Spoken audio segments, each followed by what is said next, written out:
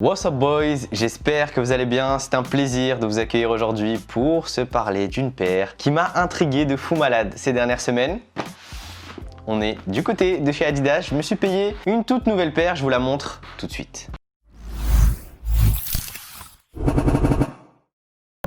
On est de retour ensemble. Juste avant que je unbox ce modèle, n'hésitez pas à liker la vidéo et à vous abonner à la chaîne. Si vous êtes nouveau, vous avez vu, on est de plus en plus actifs sur YouTube, ça fait plaisir et merci à tous pour vos retours. On est parti, on va ouvrir cette boîte de qualité. Ok les gars, c'est parti. Ouh, nice. Ok. En vrai, les couleurs, elles sont vives. On a du petit bleu marine, on a du orange, le petit logo Adidas. Franchement, c'est carré. Aïe aïe aïe les gars, j'étais impatient de recevoir cette paire, cette Adidas Pro Boost parce que elle est assez différente des autres chaussures de basket que vous pouvez apercevoir, que vous pouvez voir sur le marché parce que elle va comporter deux amortis différents. On sait qu'on a l'amorti Light Strike qui est de plus en plus utilisé sur les chaussures de basket Adidas, qui a été utilisé sur les Adidas Harden 4, qui a été également utilisé sur les Adidas DM6 et sur les Adidas DM7 et qui est utilisé aussi sur ces Adidas Pro Boost Low, donc il y a un modèle qui est mid également. Moi je suis plutôt parti sur le low et donc on a un mélange du Light Strike et aussi du Boost. Le Boost qui est l'amorti le plus confortable que le basketball, que le lifestyle n'ait jamais connu. Donc ça fait plaisir, j'ai hâte de pouvoir les enfiler, j'ai hâte de pouvoir les tester parce que c'est un modèle qui déjà à première vue me paraît très léger quand on l'a en main, c'est un truc de ouf et sur le terrain j'espère que ça va quand même rendre bien. Dans tous les cas je me fais pas énormément de doutes parce que les modèles Adidas généralement sur le terrain ça tient plutôt pas mal. Donc au niveau de la review de la paire, d'un point de vue assez global, on est chez Adidas, donc il n'y a pas de grosse folie. Ce qu'on peut voir déjà, c'est que la languette, elle est superposée, elle est sur le dessus de la paire. Généralement, la languette est un peu enfilée dans le chausson de la chaussure. Non, là, elle est complètement cousue au-dessus et du coup, on peut voir juste en dessous un petit élastique. Donc clairement, il y a eu des frais qui ont été économisés sur la paire. Ils n'ont pas mis énormément de tissu. Donc, ce qui est cool parce que dans un premier temps, on va être sur une chaussure qui va être archi légère et j'espère archi confortable parce que les matériaux sont très légers. Et ce qu'on peut également apercevoir d'autre, c'est qu'on a un gros renfort. Ça n'a pas l'air d'être du cuir, c'est du synthétique sur la partie avant du pied pour ceux qui ont tendance à gratter un peu leurs chaussures. Par contre, ce que je vois, et ça c'est un peu dommage, c'est des petites traces de colle sur la partie intérieure, là, sur la semelle en caoutchouc. On voit des grosses traces. Donc là, ça va pas du tout conforter l'aspect premium de la paire. Après, hormis la languette, j'ai envie de vous dire que c'est un gros modèle d'entrée de gamme. Il n'a pas dû coûter grand chose à fabriquer. En dessous, regardez, ce qu'on peut apercevoir, c'est un gros boost pour indiquer que le boost est intégré dans le Light Strike parce que là on voit pas les petits ronds en forme de polystyrène du boost. Ben, on va regarder si on peut l'apercevoir à l'intérieur de la chaussure parce que généralement le boost se positionne juste en dessous. Ah ouais, on peut le voir. Alors je sais pas si vous allez réussir à voir, je crois que vous voyez quand même. Vous savez le petit truc en polystyrène là, le petit rond, et ben c'est du boost. Je crois bien que c'est du boost, ouais, qui est positionné juste en dessous du pied, donc ce qui est censé apporter une dose de confort. Mais vu qu'on a la semelle de propreté qui est assez solide, bah du coup il va falloir mettre un peu de temps avant qu'elle se fasse au pied. Mais ça c'est cool de pouvoir en fait mettre les deux ensemble. On a le boost qui est positionné juste en dessous de la plante de pied et ensuite on a le Light Strike qui va venir faire un petit coussin et qui va venir englober la totalité du pied.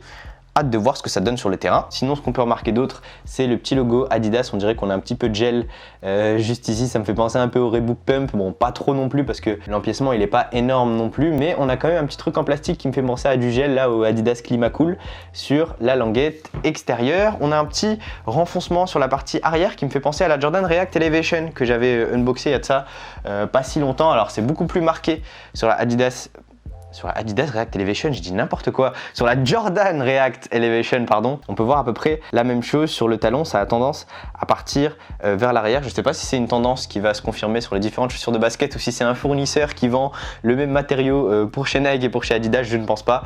Dans tous les cas, ça part un peu vers l'arrière. C'est un petit peu bizarre cette petite languette à l'arrière. Encore une fois, ils ont dû faire des économies. En vrai, elle n'a pas coûté grand chose cette paire. Ils ont dû mettre 10$ à tout casser pour construire la paire parce que autant d'un point de vue extérieur, elle paraît assez légère, mais il n'y a eu aucun effort qui a été fait d'un point de vue esthétique pour renforcer, je sais pas, un aspect premium, un aspect quali. Même quand on regarde les coutures au niveau du système de lassage, regardez, c'est des coutures qui sont clairement apparentes et même pas esthétiques. Après, on est sur un aspect qui est globalement subjectif parce que c'est mon avis. Autant quand je voyais la paire sur internet, je pensais pas qu'elle allait être aussi cheap, mais là, quand on l'a en main, c'est quand même un peu bizarre. On va revenir sur la semelle extérieure. Et ce que vous pouvez voir, bien sûr, c'est des motifs chevronnés qui ont été utilisés sur la DM5, également sur pas mal d'autres chaussures, que ce soit chez Jordan ou chez Adidas. Les motifs en chevron, ça marche toujours, on vous l'a dit. Et au niveau du chausson global de la paire, je pense pas qu'on soit sur du mesh, on est beaucoup plus sur du textile avec un chausson global de la chaussure auquel on vient y rattacher la petite languette. Au niveau du storytelling de la paire, c'est tout simple, il n'y en a pas. On est sur une paire qui n'est pas rattachée à un joueur, qui n'est pas rattachée à une saisonnalité, à une thématique. C'est une paire un peu classique de chez Adidas et ils ont renforcé leur gamme. Pour ceux qui s'y connaissent un petit peu, vous avez pu voir avant, il y avait peut-être 5-6 modèles à tout casser. Maintenant, tu as les Adidas Provision, tu as les Adidas Pro Boost, tu as les Adidas Arden 4, les Dame, les Don Issue. Tu as énormément de modèles chez Arden aussi, les Arden Step Back, Next Level, les Adidas Pro Bounce également. Donc, il y a une ribambelle de modèles. Adidas a élargi sa gamme. C'est juste dommage qu'il s'implique pas énormément en France au niveau des mises en avant, au niveau des activations, au niveau des chaussures. Nike est beaucoup plus impliqué qu'Adidas et ça, je trouve ça un petit peu dommage parce que ça met moins en avant des modèles qui parfois sont très performants. Je suis passé à côté de la T-Mac Millennium. On m'en a dit que du bien. J'avais pas forcément envie de l'acheter parce que c'était pas un modèle que je kiffais et Adidas n'a rien fait non plus pour me les envoyer. Donc parfois, c'est un petit peu dommage. Mais dans tous les cas, pour en revenir à ces Adidas Pro Boost, ce que je vous propose, c'est que je vais aller bien évidemment les tester. Je vous ferai un test performance pour vous donner mon retour sur cette paire qui m'a intrigué et que j'ai acheté. Je trouvais le coloris pas mal. Alors il est assez estival, là on va rentrer dans l'hiver, mais bon, on va essayer d'apporter des petites couleurs pétillantes à nos outfits. On va apporter du orange, du soleil et de la bonne humeur à la Boost Factory de Lille. On va se parler maintenant du tarif et ces Adidas Pro Boost Low sont proposés au prix de 110 € chez Adidas et chez quelques revendeurs en France. Pour ceux qui souhaitent copier le modèle, je vous mets bien évidemment un lien juste en dessous dans la description pour les plus impatients. Pour les plus patients, n'hésitez pas à attendre que je vous propose quand même le test pour vous donner un avis, surtout un comparatif par rapport à la Adidas Don Issue 2. Et d'ailleurs, c'est une paire qui joue dans la même catégorie que la Adidas Don Issue. Elle est même un petit peu plus chère. Donc à voir, et c'est pour ça que ça m'intéresse de pouvoir comparer la Adidas Don Issue à la Adidas Pro Boost Low pour vous dire quel est le meilleur modèle d'un point de vue performance. Parce que finalement, les modèles signature sont proposés à un prix un peu plus cher que les modèles assez classiques. Là, c'est le contraire.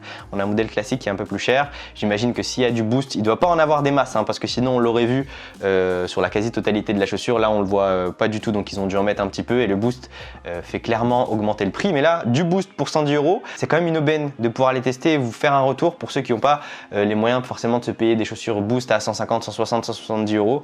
Ça peut être intéressant et d'avoir une belle option pour une demi-saison ou pour une saison. Donc voilà, je pense qu'on a fait le tour. Pour ceux qui sont restés jusque là, merci beaucoup. N'oubliez pas de liker la vidéo, de commenter les gars, c'est archi important de me donner votre avis sur ces Adidas Pro Boost. Est-ce que vous connaissiez le modèle? Est-ce que vous le connaissiez pas? Est-ce qu'il y en a qui ont acheté ce modèle? N'hésitez pas à me donner vos retours juste en dessous dans les commentaires. Je vous mets mon compte Instagram, c'est là où tout se passe, c'est là où vous avez les infos en amont, c'est là où vous voyez un peu toute ma vie en détail, même hors chaussures de basket. Je partage énormément de choses en story et je pense que c'est plutôt cool si vous voulez suivre un peu mon quotidien. Sur ce, je vous dis à très vite pour un nouveau test ou pour un nouvel unboxing. Vous avez vu, on est de plus en plus bon au niveau des timings. Sur ce, prenez soin de vous.